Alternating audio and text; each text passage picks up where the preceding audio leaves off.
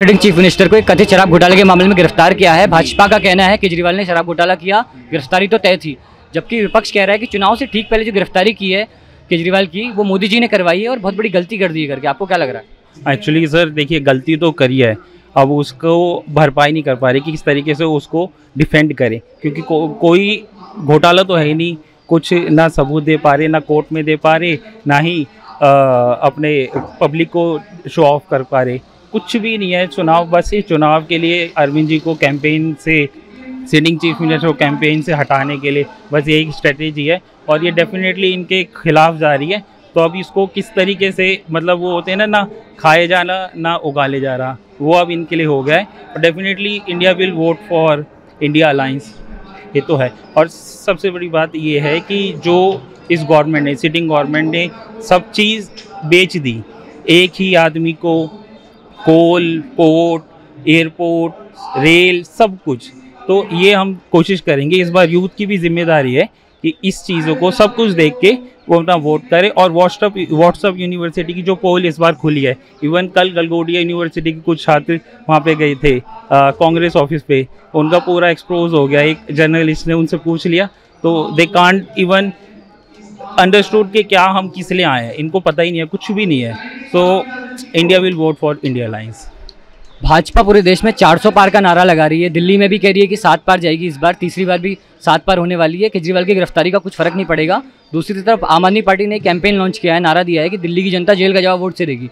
तो क्या लग रहा है आपको 25 मई को क्या होने वाला है? नहीं, 25 मई को डेफिनेटली दिल्ली की जनता जेल का जवाब वोट से देगी, क्योंकि ये सबके आंखों के सामने आ गया है। ये पूरी तरह एक्सपोज हो गए हैं। एक्चुअली इन्होंने 10 साल में कुछ नहीं करा, अब बस ये अपनी झूठ को बुनाए जा रहे हैं, झूठ को दिखाए जा रहे हैं। तो अब लोगों को समझ आ गई, पता लग गई, डेफिनेटली अब इंडिया अलायंस दिल्ली से जीतेगा।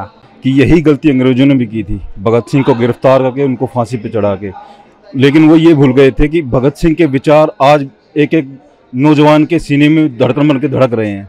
और केजरीवाल जी भी एक भगत सिंह ही हैं। उनको आप जितना प्रताड़ित करोगे, जनता जो है ना वो उतना ही उनके साथ जुड़ेगी। ये भाजपा की इतनी बड़ी गलती है, वो अपने पैरों को खुद कुल्हाड़ी मारने का वाला काम किया बीजेपी ने। तो बीजेपी ये सोच रही है कि हम उनको एक भगत सिंह को कैद करके हम इसको काबू कर लेंगे, लेकिन उनको ये नहीं पता कि हर नौजवान के सीने में भगत सिंह जी का वो धड़क रहा है, विचार आज भी धड़क रहे हैं। तो केजरीवाल जी के साथ जो गलत कर रहे हैं वो बहुत बड़ी गलती की है उन्होंने। भाजपा पूरे देश में 400 पार का नारा दे रही है, दिल्ली में 7 पार बोल रही है, कह रही है केजरीवाल की गिरफ्तारी का कोई फर्क नहीं पड़ने वाला। दूसरी ओर आम आदमी पार्टी ने एक नारा दिया है, जेल का जवाब वोट से देगी जनता इस बार। तो आपको क्या लग रहा है 25 मई को क्या होने वाला है?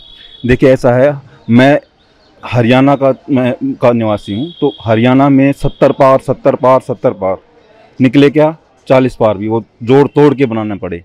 लेकिन अब की बार वो सिचुएशन ही नहीं है दिल्ली में कि यहाँ जोड़ तोड़ के ही बना पाएंगे।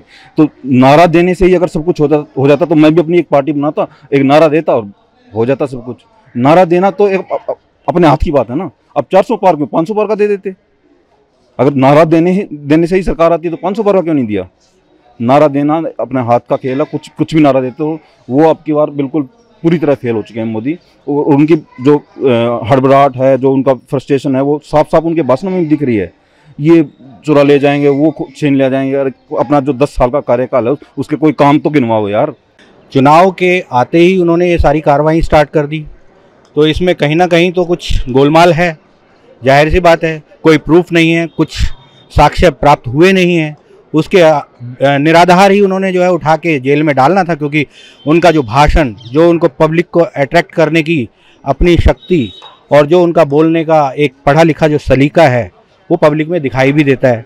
और सिर्फ पढ़ी लिखी राजनीति जिसको बोल सकते हैं केजरीवाल साहब, वही कर रहे हैं।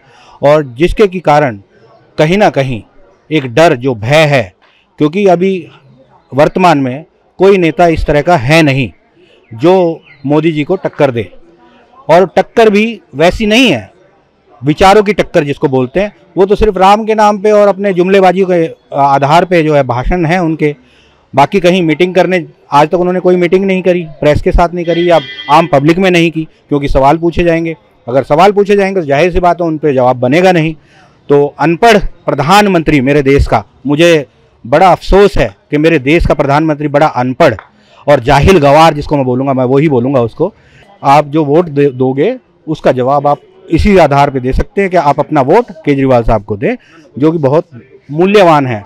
और जो केजरीवाल की हालांकि कुछ है तो है नहीं, लेकिन उससे एक स्पष्ट और ये हो जाएगा कि भाई हम कुछ भी कर लें, लेकिन पढ़े लिखे आदमी को हम कहीं ना कहीं हरा नहीं सकते हैं, क्योंकि उनकी राजनीति जो है बिल्कुल निष्पक्ष है, आम आदमी के हित की राजनीति है। चाहे वो स्वास्थ्य की हो, शिक्षा की हो, रोड की हो, बेसिक मूलभूत सुविधाएं जो दिल्ली में आनी चाहिए, सिर्फ उन्हीं की लड़ाई वो लड़ते हैं, पब्लिक के लिए लड़ते हैं, अपने लिए कुछ नहीं है।